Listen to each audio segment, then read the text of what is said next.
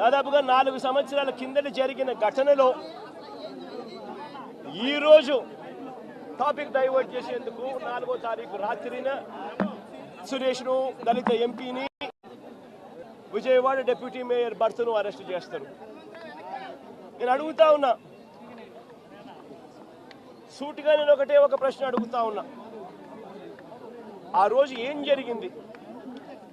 తెలుగుదేశం పార్టీకి సంబంధించిన official spokes person Pattabhi అనే వ్యక్తి ఆ రోజు సిట్టింగ్ ముఖ్యమంత్రిగా ఉన్న అప్పట్లో సిట్టింగ్ ముఖ్యమంత్రిగా ఉన్న వ్యక్తిని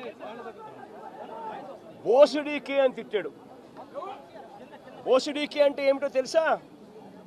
తెలుగుదేశం పార్టీ కార్యాలయంలో తెలుగుదేశం పార్టీ అధికార ప్రతినిధి ముఖ్యమంత్రిని ఆ రోజు అన్న మాట లంజా కొడక అని.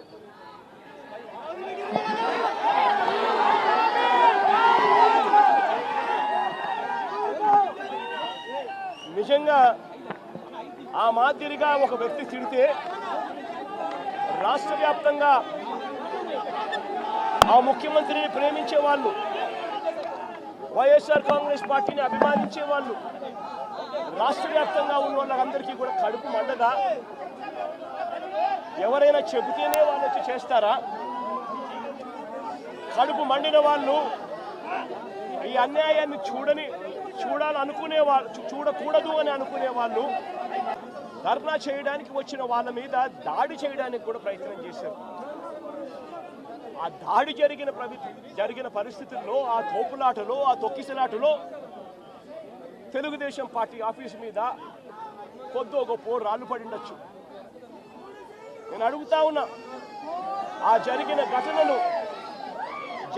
ఘటనను ముఖ్యమంత్రిగా నన్ను అన్నా కూడా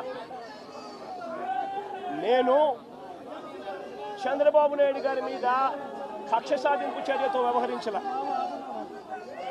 రాళ్ళు పడినాయి అని చెప్పి ఎప్పుడైతే తెలిసిందో వెంటనే అటువంటి ఆ ఘటనకు పోయిన వాళ్ళందరినీ కూడా ఎవరెవరు పోయారు అని చెప్పి ఆధారాలు చూసి, అక్కడ ఉన్న సీసీ కెమెరాలో, అక్కడున్న ఒక్కొక్క సెల్ ఫోన్ లొకేషన్స్, ఇవన్నీ ఆధారాల మేరకు చూసుకొని ఎవరెవరైతే పోయారో వాళ్ళందరినీ కూడా 41A ఇచ్చి వాళ్ళందరినీ కూడా అరెస్ట్ చూపించి కోర్టులో ప్రొడ్యూస్ చేయడం కూడా జరిగింది.